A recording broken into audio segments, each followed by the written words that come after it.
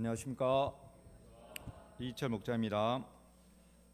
오늘 저와 여러분이 볼 말씀은 사사기 17장 말씀입니다. 요절 말씀 6절 같이 읽고 기도하고 말씀 보겠습니다. 6절 시작. 그때에는 이스라엘의 왕이 없었으므로 사람마다 자기 소견에 옳은 대로 행하였더라. 하나님 아버지, 수요 예배를 허락하심에 감사합니다. 부족한 죄인을 이 자리에 세우시고 또 하나님의 거룩한 말씀을 보고 깨닫고 듣게 하심을 감사합니다. 저희가 이 말씀을 통해서 하나님을 저희의 온전한 구주요 왕으로 섬기는 신앙을 잘 세울 수 있기를 간절히 기도합니다. 예수님의 이름으로 기도합니다. 담배를 담은 담뱃갑에는 엄청나게 자극적이고 혐오스러운 사진과 문구가 들어 있습니다. 다들 잘 못 보셨죠? 주위에 담배 피는 사람 담뱃갑을 보면 엄청나게 심각한 사진들이 있습니다. 모든 담배는 해롭다는 것을 보여주어서 담배 피는 것을 줄이고자 하는 취지입니다. 오늘 말씀에는 미가라는 사람이 나옵니다. 그 사람의 삶과 신앙의 모습이 우리에게 보여주는 이 담뱃갑의 경고와도 같은 내용입니다. 자기 마음대로, 자기 옳은 대로 행하는 모습을 보여주고 있습니다.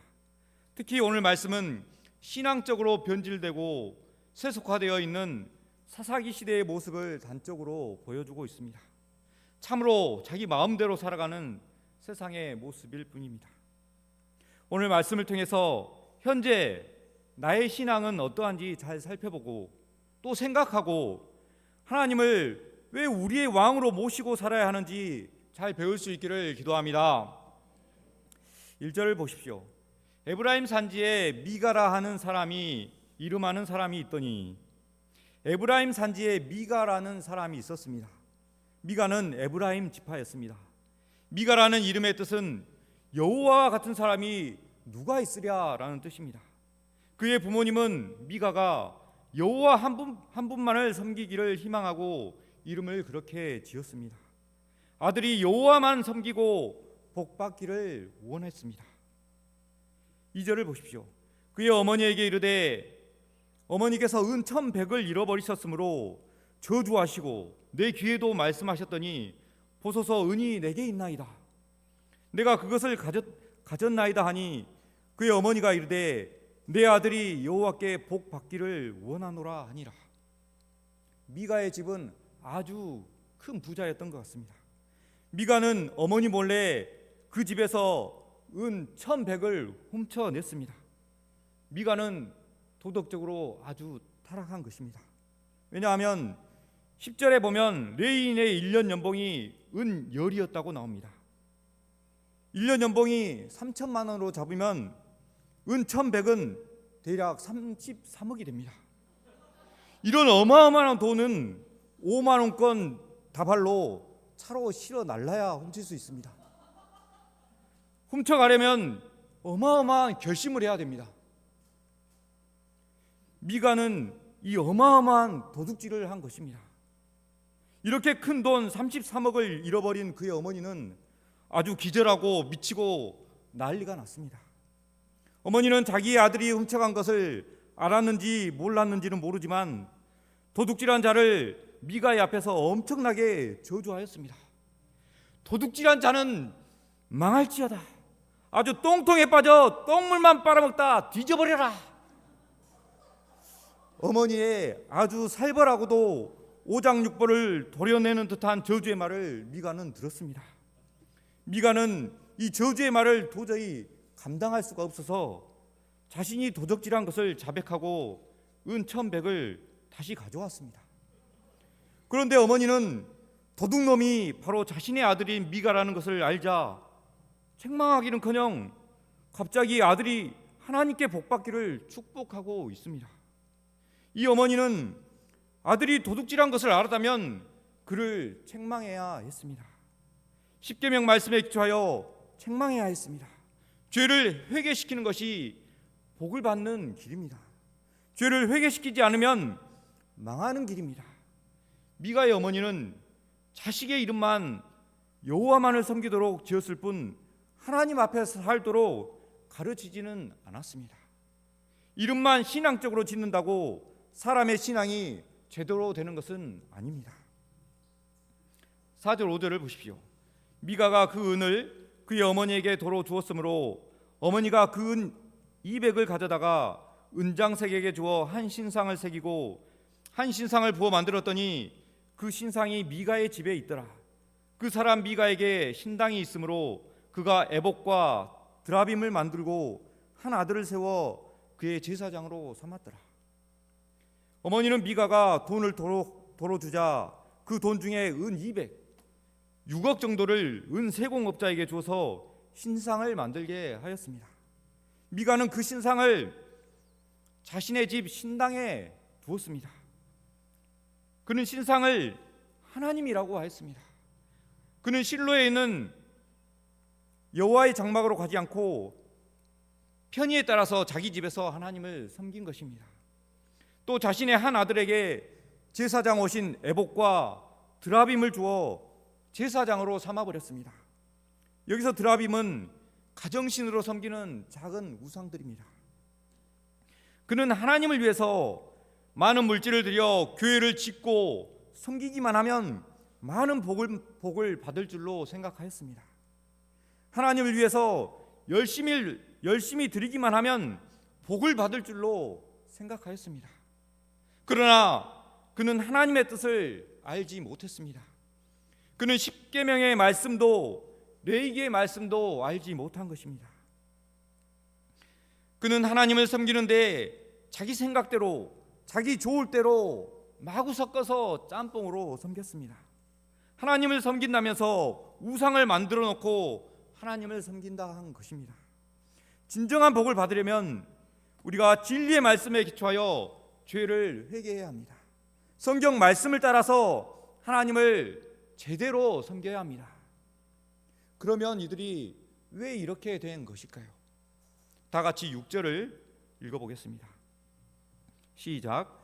그때에는 이스라엘에 왕이 없었으므로 사람마다 자기 소견에 오른 대로 행하였더라. 그는 하나님을 왕으로 모시지 않았습니다. 당시에는 하나님의 말씀을 가르치는 목자가 없었습니다. 부모가 자식에게 말씀을 가르치지 않았습니다. 말씀에 기초하여 책망하지도 않았습니다. 우리의 가정이 진정 복받기를 바란다면 진리의 말씀에 기초한 신앙을 가르쳐야 합니다. 죄를 지으면 그 죄를 책망할 수 있어야 합니다. 마땅히 행할 길을 아들에게 가르쳐야 합니다. 하나님의 말씀이 없으니 사람들은 각자 자기 마음대로 행했습니다. 하나님의 말씀을 알아도 절대성이 없었습니다. 우리가 하나님을 바로 섬기려면 나름대로 섬겨서는 안 됩니다. 자기 소견대로 사는 것은 자기 편할 대로 사는 것일 뿐입니다. 그러나 이렇게 살아서는 안 됩니다. 하나님의 말씀을 따라서 우리는 살아야 합니다. 자기 유익이 먼저가 아니라 하나님의 말씀이 먼저입니다. 우리는 죄와 타협해서는 안 되는 것입니다. 하나님의 말씀을 따라서 영과 진리로 하나님을 섬겨야 합니다. 그런데 미가는 여기서 끝나지 않습니다. 레위인이지만 유다 베들레헴 땅에 떠돌아다니는 한 사람이 있었습니다. 이 사람은 거할 곳을 찾고자 방황하고 있었습니다. 당시의 레위인은 자신들의 기업이 없었습니다. 그들은 다른 지파에서 드리는 11조로 살게 되어 있습니다. 그러나 이스라엘 사람들은 제대로 11조를 드리는 사람이 없었는지 레위인이 직장을 찾아 방황하고 있었던 것입니다. 그가 미가의 집에 이르렀습니다. 미가는 이 레위인을 데려다가 해마다 은 10과 의복 한 벌을 주기로 약속하고 자신의 집에 제사장으로 삼았습니다. 또 의식주를 책임져 주었습니다. 그를 아들처럼 사랑하였다고도 하였습니다. 미가는 레위 출신의 전문 제사장을 자기 집에 두었으니 이제는 여호와께서 더 많은 복을 주시리라 생각한 것입니다. 그리고 여전히 별도로 만들어 놓은 우상들을 치우지도 않았습니다. 이상에서 볼 때 미가의 집은 하나님을 위해서 은 200, 곧 6억이나 되는 물질을 드린 희생적인 집처럼도 보입니다. 제사장을 물질적으로 지원하기도 하였습니다. 그들은 믿음이 매우 많은 것처럼 보입니다. 그러나 그들이 이처럼 헌신하는 것은 하나님을 사랑하고 경외해서 한 것이 아닙니다. 단순히 자기들이 복을 받기 위해서 하였습니다. 그들에게는 하나님의 말씀도 없었습니다. 그들의 신앙에는 아주 많은 문제가 있습니다. 미가는 거액의 물질을 도둑질하였고, 그들은 하나님을 위해서라고 하면서 우상을 만들어 섬겼습니다. 그리고 그 우상과 함께 또 잡다한 우상들도 섬겼습니다. 그들은 언약궤가 있는 실로로 가서 예배드리지 않고 자기 마음에 편한 대로 집에 있는 신당에서 드렸습니다. 레위인이 아닌 아들을 제사장으로 삼기도 하였습니다. 그들의 신앙은 하나님을 믿는 신앙과 또 우상을 만들어서 복을 받고자 하는 그 시대 종교 문화와 짬뽕으로 혼합되어 있습니다. 그때에는 이스라엘에 왕이 없었으므로 사람마다 자기 소견에 옳은 대로 행하였더라. 미가는 하나님을 왕으로 인정하지 않은 것입니다. 우리가 하나님을 왕으로 인정하지 않으면 이 미가와 같이 내 마음대로 행할 수밖에 없습니다. 정말로 더워서 움직이기만 해도 땀이 뻘뻘 나는 여름에는 누구든지 반바지에 슬리퍼를 끌고 출근해서 일하고 싶습니다. 일해야 하는 자료도 이메일로 받아서 집에서 일하면 될 것 같습니다. 그런데 어떤 직장인이 이렇게 일합니까? 하고 싶은 생각을 꾹꾹 참아 누르고 무난한 옷을 입고 출근하여 자리에 제대로 앉거나 현장에 가서 정시간에 맞춰 일을 해야 돈을 받습니다. 이렇게 회사에서도 정작 예의와 시간을 갖춰 일하는데 거룩하신 하나님께 예배를 드리는 데는 우리는 어떠합니까? 예배 시간도 자기 마음대로 오고 가고 입고 싶은 대로 반바지에 슬리퍼 찍찍 끌고 모자를 눌러쓰고 예배를 드리기도 합니다. 어떤 사람은 아예 예배도 오지 않고 요새 잘 나오는 유튜브를 집에서 누워드리고 유튜브를 보면서 화장실에서 드리기도 합니다. 이것이 어디 하나님을 왕으로 인정하는 자세입니까? 자기 하고 싶은 대로 자기 마음대로 사는 것입니다. 하나님을 왕으로 인정하지 않으면 우리의 신앙은 자기 나름대로 자기 좋을 대로 사는 것일 뿐입니다. 에브라임 산지에 미가라 이름하는 사람이 있으니 광주 영봉동에 누구라 이름하는 사람이 있으니 하나님을 왕으로 인정하지 않는다면 우리의 이름은 이 변질된 신앙을 경고하는 예시가 될 수밖에 없습니다. 우리는 우리의 마음에 하나님을 왕으로 인정해야 합니다. 그리고 나의 생각과 나의 옳은 대로가 아니라 하나님의 말씀대로 살아야만 하는 것입니다. 전남 고흥에 희철이라 이름하는 사람이 있더니 하나님을 왕으로 인정하지 않고 사는 저의 삶은 자기 소견에 옳은 대로 행하는 죄악에 물든 삶이 될 수밖에 없었습니다. 누가 더 음란하고 지저분하게 이야기하는지 친구들과 자랑하며 웃고 즐겼습니다. 도둑질하고 악한 일을 서슴없이 하면서도 들키지 않는 것은 죄가 아니라며 당당하게 살았습니다. 늘 싸우시는 부모님의 모습을 보면서 왜 이렇게 살아야 하는가 하는 절망과 어찌할 수 없는 한계와 슬픔을 느껴야 했습니다. 제 마음속에는 큰 미움과 이 벗어날 수 없는 현실에서 오는 허무함이 가득하였습니다. 의미 없는 인생, 아무런 목적도 없이 그냥 사는 것이니까 어쩔 수 없다는 생각으로 살아갈 뿐이었습니다. 나의 삶을 나의 원하는 대로 죄와 타협도 아닌 아주 동행하며 몸이 원하는 대로 생각나는 대로 살았던 것입니다. 그런데 이런 제 삶에 찾아오신 예수님의 말씀과 그 사랑은 제 마음에 큰 기쁨이 피어나게 되었습니다. 하나님의 나라로 향해 가는 의미와 목적을 갖게 하여 주셨습니다. 하나님의 말씀대로 살고자 훈련받고 투쟁하고 소감쓰고 말씀을 듣는 삶은 저에게 영적 가치관을 분명하게 심어주었습니다. 예수님의 십자가 사랑을 영접할 때 저의 삶은 죄에 끌려가는 인생이 아니었습니다.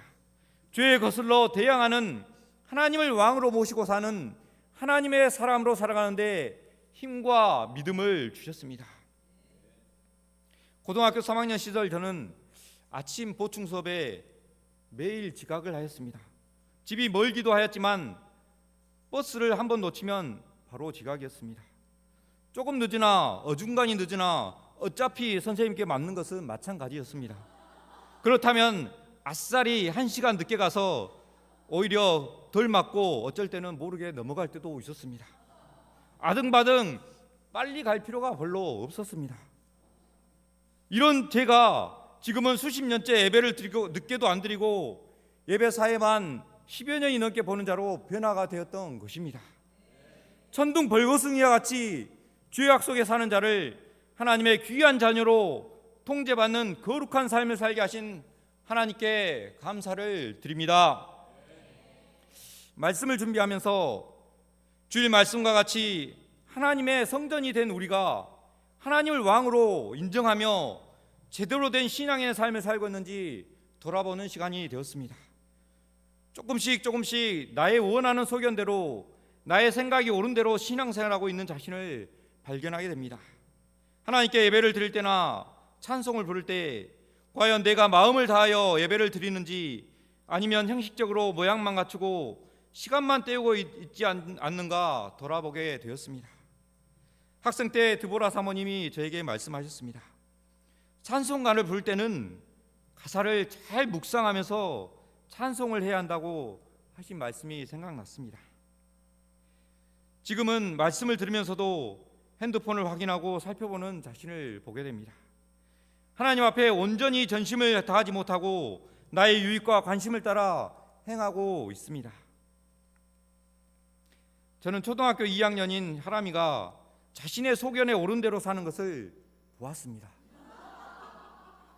자신의 콧구멍을 판 손가락을 빨아먹으면서도 다른 사람이 입대고 마신 물은 더럽다고 안 먹는 것을 보며 참 어이가 없었습니다. 그런데 생각해보니 하나님 앞에 선 저의 모습을 볼 때 자기 소견에 옳은 대로 사는 자임을 보게 됩니다. 하나님도 저를 제가 하람이 보듯 자기 마음대로 행한다고 어이없어 생각하실 것 같습니다. 제가 말씀 앞에 회개하고 하나님을 분명히 왕으로 영접하고 하나님 중심의 삶을 온전히 살아가기를 기도합니다. 예배를 온 마음을 들여 전심으로 드리고자 힘쓰며 하나님 앞에 온전히 행하는 자로 거듭나기를 기도합니다. 다 같이 6절 말씀 읽고 기도하겠습니다. 시작. 그때에는 이스라엘에 왕이 없었으므로 사람마다 자기 소견에 옳은 대로 행하였더라. 하나님 아버지, 저희가 하나님을 왕으로 영정하지 않고 인정하지 않을 때 저희 소견에 옳은 대로 저희 마음대로 행할 수밖에 없는 자신을 보게 됩니다. 말씀과 같이 저희가 하나님의 왕으로 모시지 않을 때 미가와 같이 타락한 신앙을 가질 수밖에 없습니다. 제가 날마다 하나님 앞에 회개하고 하나님 말씀에 말씀 중심에 말씀을 따르는 삶을 온전히 살아갈 수 있기를 기도합니다. 저희 교회 가운데 하나님 중심의 영적 가치관이 온전히 세워지는 교회가 될 수 있기를 기도합니다. 예수님의 이름으로 기도합니다.